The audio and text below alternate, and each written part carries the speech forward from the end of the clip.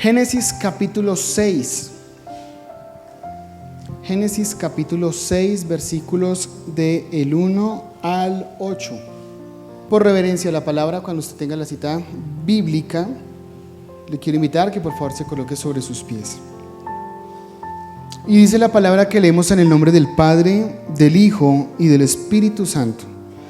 Aconteció que cuando comenzaron los hombres a multiplicarse sobre la faz de la tierra, y les nacieron hijas, que viendo los hijos de Dios que las hijas de los hombres eran hermosas, tomaron para sí mujeres, escogiendo entre todas. Y dijo Jehová: no contenderá mi espíritu con el hombre para siempre, porque ciertamente él es carne, mas serán sus días 120 años. Había gigantes en la tierra en aquellos días, y también después de que se llegaron los hijos de Dios a las hijas de los hombres, les engendraron hijos. Estos fueron los valientes que desde la antigüedad fueron varones de renombre. Y vio Jehová que la maldad de los hombres era mucha en la tierra, y que todo designio de los pensamientos del corazón de ellos era de continuo solamente el mal. Y se arrepintió Jehová de haber hecho hombre en la tierra, y le dolió en su corazón, y dijo: raeré de sobre la faz de la tierra a los hombres que he creado, desde el hombre hasta la bestia y hasta el reptil y las aves del cielo, pues me arrepiento de haberlos hecho. Pero Noé halló gracia ante los ojos de Dios. Amén. Tomemos asiento. He titulado a esta enseñanza: esta película ya la vi. Dígale al que está a su lado: esta película ya me la vi. Ir al cine es una de las cosas más emocionantes para mí, no solamente por la película, sino porque uno cuando va al cine va a comer, ¿cierto? Y entonces hay cines donde usted va y hay combos de maizpira, perros calientes, gaseosa, y a veces le dan una chocolatina, ¿cierto? No voy a decir qué cinema es, que está ubicado en Colombia, pero hay otros lugares donde usted va y es muy rico porque usted al perro entonces le puede echar cebolla, tomate y otras cosas. Es muy muy rico. A mí me gusta ir mucho a cine. Cada vez que de pronto con mi esposa tenemos la oportunidad, nos pegamos una escapadita y nos vamos para cine. Yo he intentado hacer las mismas palomitas que hacen en el cine y no me quedan, o sea, no quedan igual. Esas palomitas de cine tienen un sabor como exclusivo y es muy muy rico, es delicioso. Recuerdo mi primer película cuando yo era niño. Vivíamos en San Mateo, en Soacha. Hay un centro comercial que todavía existe que se llama el Centro Comercial Unisur. Ese fue el primer centro comercial que hubo en Soacha, fue el primerito. Y tenía 2 salas de cine nomás. Hoy usted va a Cine Colombia, va a cualquier cine y tienen un reguero de salas. Usted le dicen de la sala 1 a la 8 y de la 8 a la 16. En ese tiempo solo habían 2 salas de cine en ese centro comercial, porque de pronto si usted lo conoce, sabe que ese centro comercial no es muy grande, más bien es pequeño. Y la primera película que yo vi fue George de la Selva. Estoy hablando ya de hace mucho tiempo atrás. Y entonces con el cine vino, a algunos les gusta el drama, ¿cierto? Hay gente que le gusta ver solo películas de drama. Hay a otros a los que les gusta ver de acción, hay a otros que les gusta ver de comedia, hay otros que les gusta ver de suspenso. Cada quien tiene un gusto diferente. Y normalmente cuando usted ve una película y es buena, ¿qué hace usted cuando a usted le preguntan por esa película? Dice: yo quisiera ir a verme tal película. Y usted dice: uy, yo la vi, esa película es o es buena o es mala, ¿cierto? ¿Qué películas hay buenas? Hay demasiadas películas que son muy chéveres. Hay películas buenas cristianas también. Y entonces usted le dice a una persona, uy, véase esta, que esta película es pero re buena. Pero cuando usted ha visto una película que es como malita, usted una vez dice, uy, no, es mejor que no pierda su tiempo y vea por allá otra. Hay veces están hablando de ciertas cosas y uy, esa película yo ya me la vi. ¿Sabe una cosa? Igual pasa con el texto que nosotros acabamos de leer. Pero antes de iniciar, quisiera que hiciéramos un análisis del texto. ¿Por qué? Porque usted leyó ciertas cosas y si nosotros las leímos con detenimiento, vamos a encontrarnos algunas cosas que nos van a causar un poco de dudas. El texto bíblico dice que aconteció que cuando comenzaron los hombres, aquí la Biblia dice los hombres, refiriéndose al Adán. Adán no es el nombre porque él se llamaba Adán, sino Adán es la especie, es el hombre, la humanidad. Entonces él está diciendo aquí, aconteció que cuando los hombres, la totalidad de la creación, empezó a multiplicarse sobre la faz de la tierra y les nacieron hijas, que viendo los hijos de Dios que las hijas de los hombres eran hermosas, tomaron para sí mujeres escogiendo entre todas. Si la Biblia dice que ya habían hombres, entonces ¿por qué dice acá que los hijos de Dios? ¿Quiénes son entonces los hijos de Dios? Yo no sé si dentro de las películas que usted ha visto hay una película que se llama Noé y es con Russell, gracias, el que hizo de Gladiador. Yo no sé si usted ha visto a ese actor hoy en día. Yo le dije a mi esposa, yo ya tengo el cuerpo del de Gladiador. Y me dijo, ¿de la película? Yo le dije, no, del actual. ¿Sí lo ha visto que está barrigoncito? Él hizo una película que se llama Noé y en esa película describían que estos tales hijos de Dios eran demonios o ángeles que habían tenido relaciones sexuales con mujeres en la tierra y habían generado una nueva clase de especie de gigantes en aquel tiempo. Y hay muchísimas personas que dicen un montón de cosas fuera del sentido. Ahora, hay que analizar que entre Génesis 4 y Génesis 6 hay un lapso de tiempo bastante amplio, porque en Génesis 4, ¿qué pasa? Caín mata a Abel. Usted lee 2 capítulos y ya estamos en una generación que se ha ampliado de tal manera que hay muchísimos hombres, muchísimas mujeres. Y lo primero que nosotros tenemos que entender es que para el autor de Génesis no es importante o no son importantes los tiempos, sino los momentos. Él empieza a hacer como una narrativa, no basándose en el tiempo, sino en los momentos históricos del hombre en la tierra. Pero entonces aquí surgen varias cosas. ¿Quiénes son esos hijos de Dios? Si se supone que los hijos de Dios somos todos los que hemos aceptado al Señor, ¿cierto? A partir de Jesucristo en adelante. Pero en ese momento toda la creación fue hecha imagen y semejanza del Señor. Entonces, ¿para qué la Biblia dice hombres si después va a decir los hijos de Dios? ¿Y quiénes son esos tales gigantes? Porque es que ese tema es un poco confuso. ¿Su Biblia decía hijos de Dios? Sí. ¿Usted lo leyó? Bueno, esto que ustedes están viendo acá, permiso, voy a apagar la luz un segundito. ¿Pueden ver bien? Eso, gracias, Anderson. Esto que está acá es el texto en hebreo. Para poder entender un poquito más el complejo teológico que estamos analizando en esta mañana, tenemos que ir al texto original.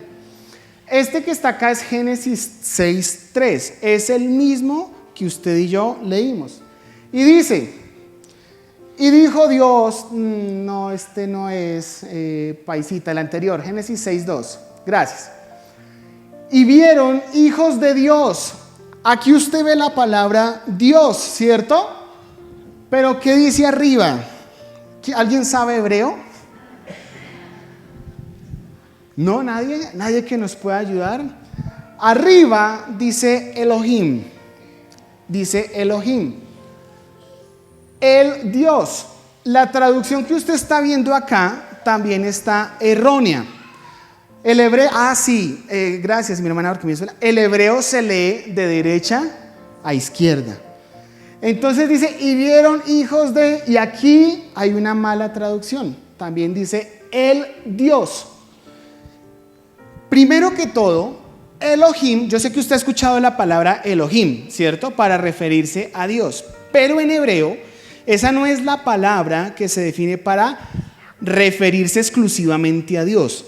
Esa palabra Elohim es un sustantivo masculino plural. Y yo no puedo decir Dios a un plural, sino diría ¿cómo? Dioses, ¿cierto? Si el sustantivo es plural, el artículo anterior es plural. Yo no digo el dioses, yo digo los dioses, ¿cierto? Entonces, la palabra Elohim se utilizaba en el Antiguo Testamento para referir varias cositas.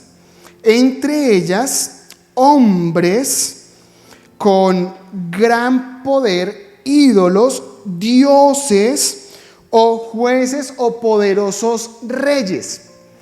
Entonces aquí nosotros encontramos una mala traducción de la palabra y por eso pensamos que hijos de Dios entonces pudo haber hecho referencia a ángeles o demonios. ¿Por qué demonios? Porque un día dice la palabra en Job que todos los hijos de Dios se reunieron delante de él, incluyendo ¿a quién? A Satanás. Entonces acá dice Elohim. Aquí lo primero que nos marca entonces es que esta palabra no es para referirse al Dios de los cielos y de la tierra. Es una palabra que se utilizaba para describir a los dioses. Cuando la palabra también en el Antiguo Testamento dice que los dioses cananeos, dice que los Elohim, porque son los dioses cananeos. Sabemos que hay un único Dios, ¿cierto? Todos nosotros lo sabemos. Pero en algunos momentos de la historia la gente levantó dioses. Y la palabra con que se categorizaban a esos dioses era con la palabra Elohim. Entonces, ahora sí, Anderson, regálame la siguiente, por favor. Listo, gracias. Este versículo 3 sí nos dice cómo se le denomina a Dios en el Antiguo Testamento. Y dijo Yahvé, grábese esta palabrita que está acá. Si la ves, son 1, 2, 3, 4 consonantes. Devuélvela, Anderson, al 6.2, por favor. Mire, Elohim tiene 1, 2, 3, 4, 5. Gracias. Devuélvela al 6.3, por favor. Acá ya no dice Elohim. Dice Yahvé o Yahweh. Pero ¿sabe cómo se le colocó a esas 4 consonantes? ¿O cómo se le decía? Eso se lee como Adonai. ¿Sí? Adonai. Entonces la palabra Adonai es en el Antiguo Testamento la palabra exclusiva para referirse al Señor, al Dios Todopoderoso y al único Dios vivo y real. Entonces aquí ya nos dice que hay una palabra para describir a Dios y hay otras palabras para describir a ¿quiénes? A los dioses. Entonces podríamos ahora sí leer el texto que dice: aconteció que cuando los hombres empezaron a multiplicarse sobre la faz de la tierra y les nacieron hijos, que viendo los hijos de, podríamos decir de la siguiente manera, los hijos de los poderosos o de los reyes de la tierra o de las personas con más autoridad, que tomaron para sí de las hijas de los hombres que eran hermosas y tomaron para entre sí y escogieron entre ellas. Entonces aquí ya tenemos claridad que cuando la palabra aquí hace referencia a esto, hace referencia a hombres, pero hombres más poderosos, de hombres más de renombre. La palabra también nos revela que cuando Caín sale, él empieza a edificar ¿qué? Ciudades. Empieza a edificar lugares donde empiezan a habitar muchos más hombres. Ahora, la palabra que realmente nos debería interesar aquí es lo que viene después de lo que nosotros acabamos de leer. Entonces, ya aclaramos quiénes eran esos hijos de Dios. Ahora sí, Anderson, regálame la siguiente, porfa. Esa. Dice, los Nefilim. Esa palabra que usted ve arriba se lee tal cual en hebreo al español. Arriba dice Nefilim y abajo dice Nefilim también. También es un sustantivo que es masculino y es plural. Por eso este artículo atrás sí dice los, no dice el Nefilim, dice los. Y este Nefilim hace referencia a aquellos grandes hombres, y la Biblia en el lenguaje hebreo los denomina como los derribadores o patanes.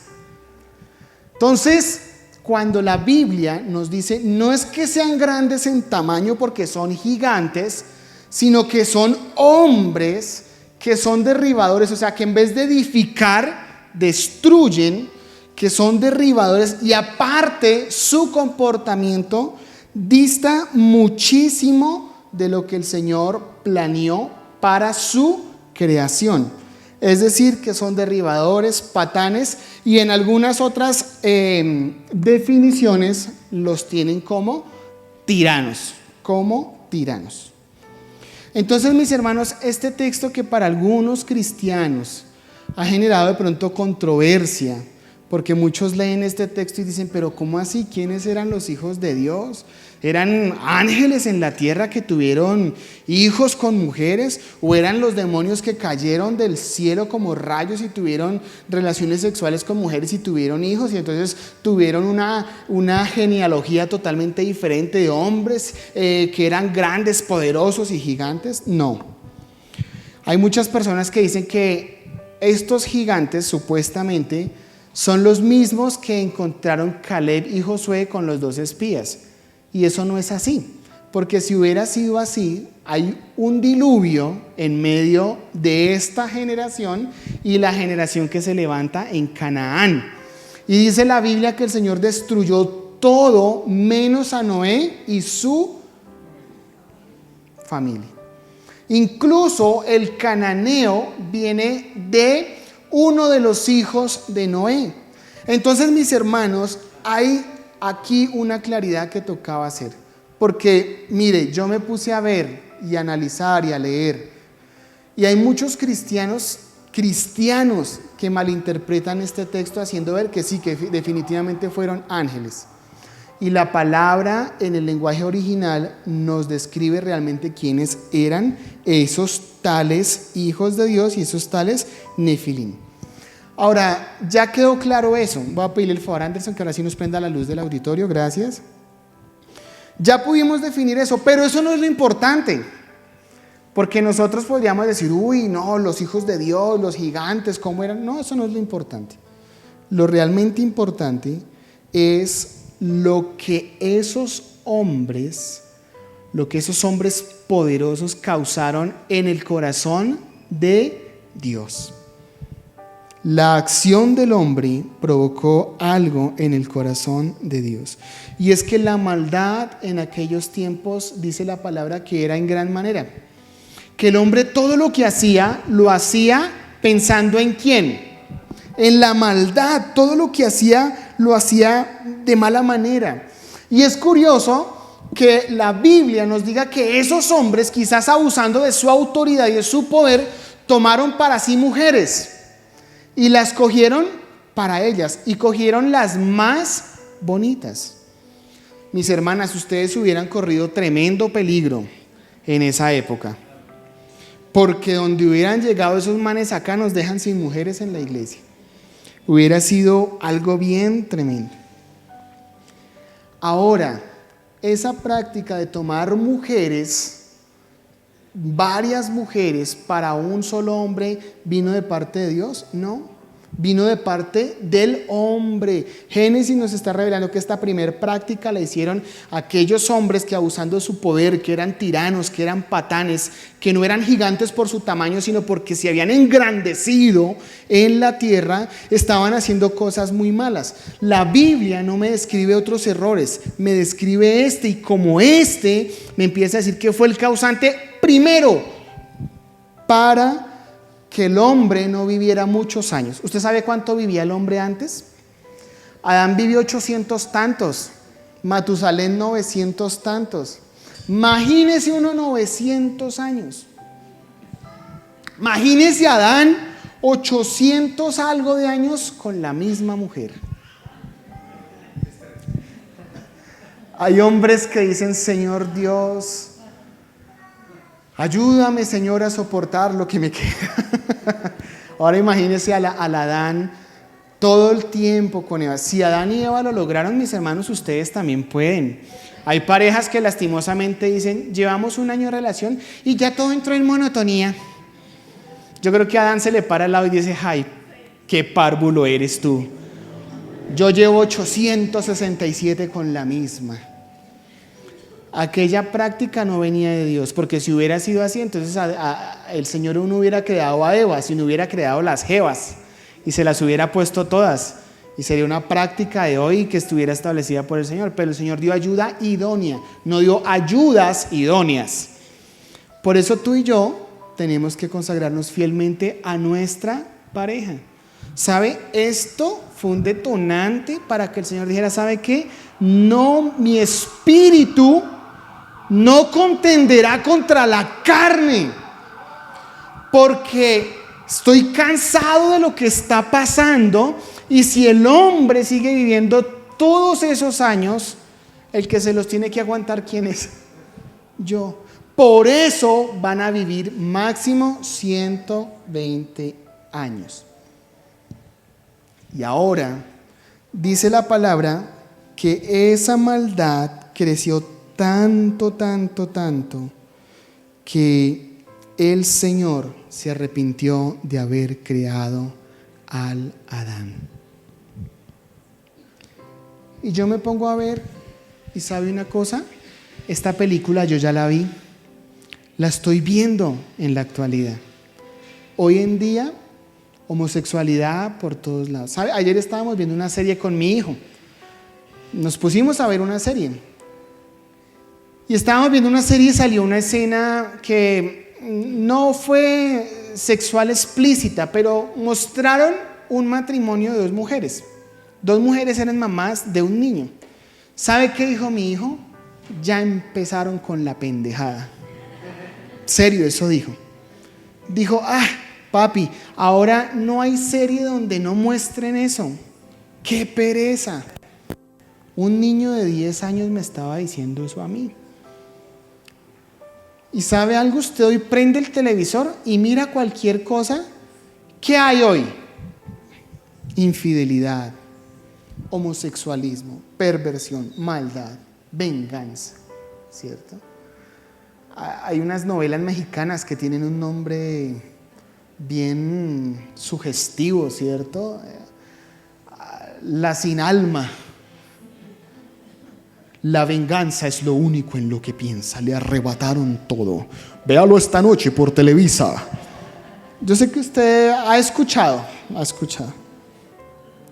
Pero hoy en día el mundo está de espaldas a Dios. Y esta película ya pasó hace más de 3.500 años. Y la humanidad sigue caminando de espaldas a Dios.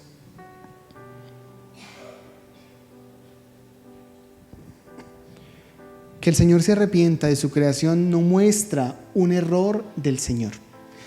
Nosotros nos arrepentimos de algo y decimos: yo cometí un error, ¿cierto? A veces usted hace un negocio y le salió malo y usted se arrepiente y dice: sí, yo no debía haber hecho eso. Usted cometió un error, se arrepintió, pero usted dice: yo no debía haberlo hecho. ¿Sabe de qué se arrepiente el Señor? No de su creación, porque el Señor no es imperfecto y lo que Él crea es perfecto. El problema no es su creación, o sea, no es lo que Él creó. El problema es que la creación se rebeló en contra de Dios, porque muchas personas podrían decir acá: pero Dios también se equivoca.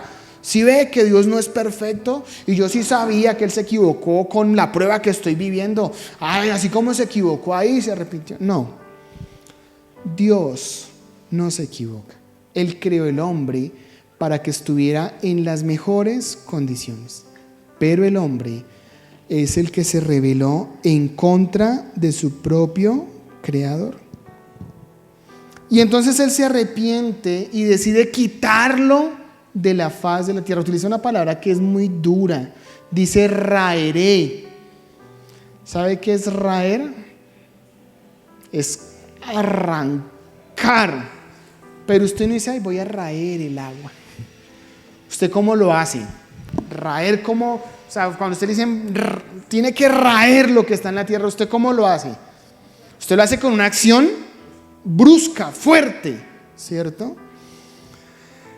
Y entonces, el problema es que aquí calaron todos.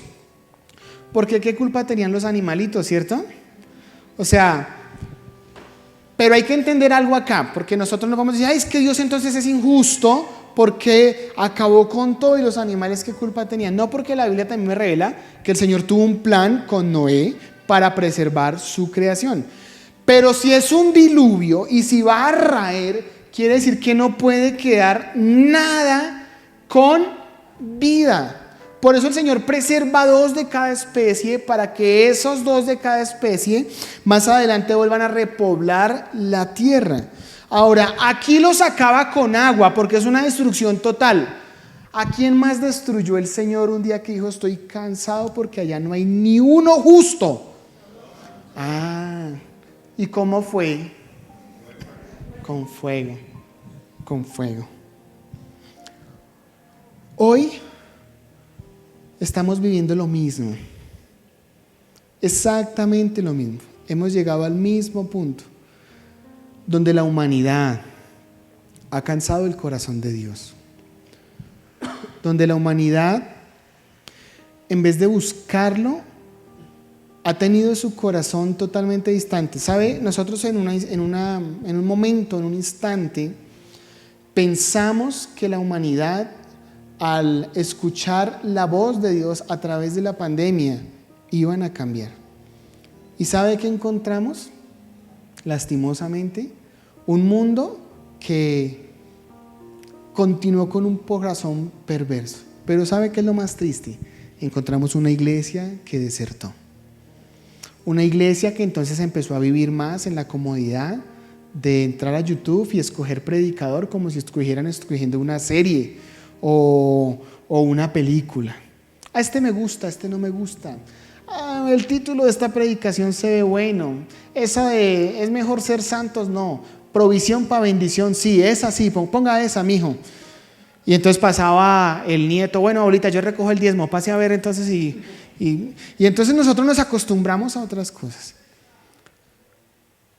La palabra cierra mostrando un panorama tan duro, tan difícil, pero cierra con un versículo 8 que da esperanza a la humanidad. ¿Qué dice el versículo 8? Pero, ahí hay un pero, ese pero parte todo, ¿cierto? Pero Noé halló gracia ante los ojos ¿de quién? De Jehová. No ante los ojos del Elohim, sino ante los ojos del ¿quién? Del Adonai, ante los ojos de Jehová. Usted lee esto y si no leyera el versículo 8, usted diría, no, pero mejor dicho, todo de mal en peor. Todo estaba perdido, todo estaba en absoluto fracaso. Y la Biblia me muestra que hay Noés y Abrahames en medio de la maldad. Hay Noés y Abrahames en medio de la maldad, que se mantienen fieles al Señor. ¿Sabe una cosa?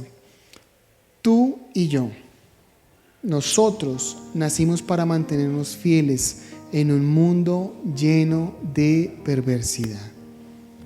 Es triste escuchar hoy que hay iglesias con pastores homosexuales. ¿Los hay? En Estados Unidos ya hay. Y esos pastores homosexuales casan parejas del mismo sexo. Y nosotros nos escandalizamos y decimos tremendo lo que está pasando. Pero ¿saben? En la iglesia de hoy también hay pastores infieles. En la iglesia de hoy también hay pastores que roban. En la iglesia de hoy también hay hombres y mujeres que levantan sus manos en el altar, pero le levantan la mano a su esposa en la casa. Que un día aquí adoran y tratan de adorar en espíritu y en verdad, pero en su casa maldicen y profesan palabras en contra de sus parejas y de sus hijos. Dios no necesita hijos del Elohim. Dios necesita hijos del Adonai, que lo adoren a Él en espíritu y en verdad, que en medio de un mundo tan corrompido puedan ser esos que generan esperanza, y esperanza para que el plan de Dios continúe. ¿Qué hizo Abraham? Le dijo: Señor, si hay tantos justos, tú tendrías misericordia de mí. Y si hay tantos y tantos, Señor, y si hubieran 10. Y empezó el conteo regresivo: 9, 8, 7, 6, 5. Si hubiera uno. Y el Señor no encontró uno. Pero ¿sabe por misericordia a quién salvó a Lot y a su familia? Por Abraham. Noé y Abraham fueron hombres que intercedieron, que se guardaron en medio de un mundo difícil. Y usted y yo somos los llamados a hacer eso hoy en medio de la sociedad. Somos aquellos que ante el pecado dicen no, y ante la santidad abren la puerta y muestran a un mundo algo totalmente diferente. Hace poco escuché que invitaron a un pastor, enviaron un video, invitaron a un pastor a orar, creo que fue en el Senado de los Estados Unidos. Normalmente llevaba un pastor. Estados Unidos es un pueblo en su mayoría cristiano, y llevaron un pastor para que oraran antes de la sesión que se iba a hacer.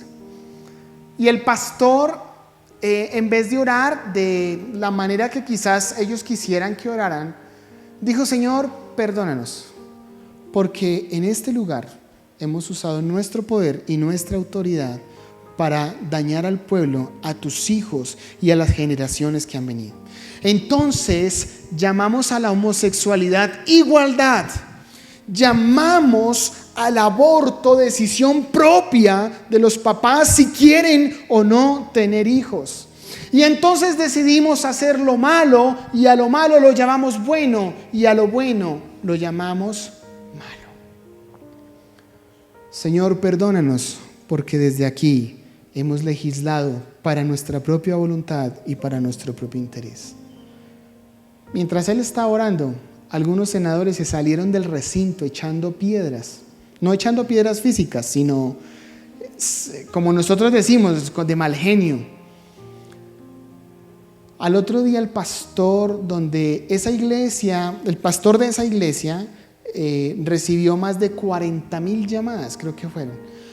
Y solamente unas poquitas fueron como para recriminar la oración. ¿Sabe qué hizo el resto? Pastor, yo quiero que usted empiece a orar por mi iglesia. Pastor, yo quiero que usted empiece a orar por mi comunidad, que usted empiece a orar por mi empresa. Pastor, queremos que usted empiece a orar por nuestra nación. Hoy el mundo se está consumiendo ante el pecado, y nosotros como cristianos nos quedamos como espectadores. Y si no hay Noés y Abraham que se levanten en medio de un mundo contaminado a mostrar la luz de Cristo, estamos perdiendo el tiempo totalmente, porque a través de usted y de mí es que nace la esperanza para después del diluvio, para después del fuego, porque con usted es que el Señor planea hacer las cosas nuevas en un mundo lleno de contaminación y de pecado. Un día esto va a ser terminado. No va a ser por agua, no va a ser por fuego. Un día el Señor hará un chasquido con sus dedos, y los que hallaron gracia delante de Él estarán con Él en la eternidad. Pregunto yo, si eso pasara en este momento, ¿qué pasaría con nosotros? ¿Somos los que nos iríamos con Él? ¿O somos los que estamos viviendo un evangelio relajado, light? Voy a la iglesia de vez en cuando. No importa, desde que esté el pastor, todo sigue igual. ¿Y dónde está nuestro compromiso como cristianos? ¿Dónde está el guardarnos en santidad para el Señor? ¿Dónde está ser el mejor ejemplo para los que a través de nosotros van a conocer a Cristo?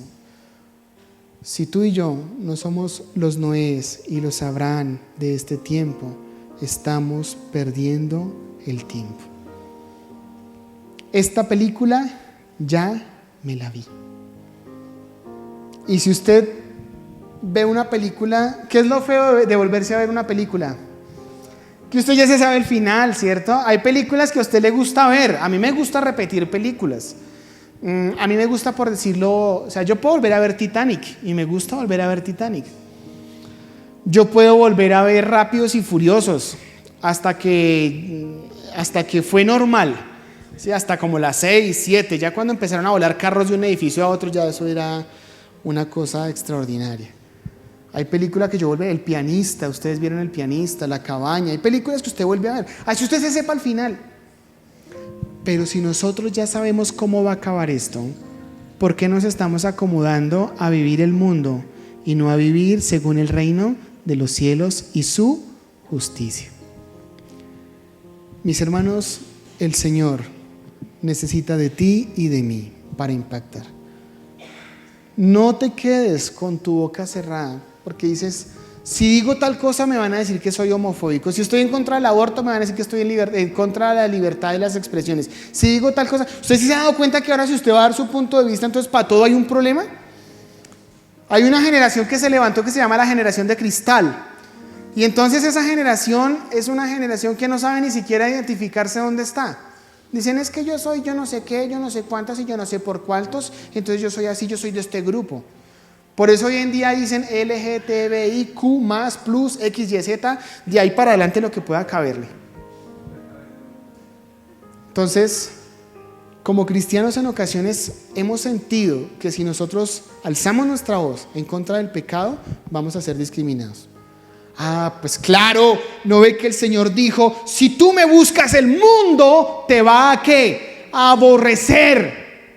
Pero si tú me buscas a mí, si tú hablas de mí, si vives según lo que yo tengo para ti, tengo un lugar preparado para ti en la eternidad donde viviremos juntos para siempre. No os conforméis a este mundo. Vive diariamente para hacer luz. La palabra dice que la luz no puede ser puesta debajo de una mesa porque allá no sirve para nada. La luz debe estar en lo alto y debe ser puesta para que en medio de las tinieblas cambie lo que se está viviendo. Mis hermanos, este era el mensaje para el día de hoy.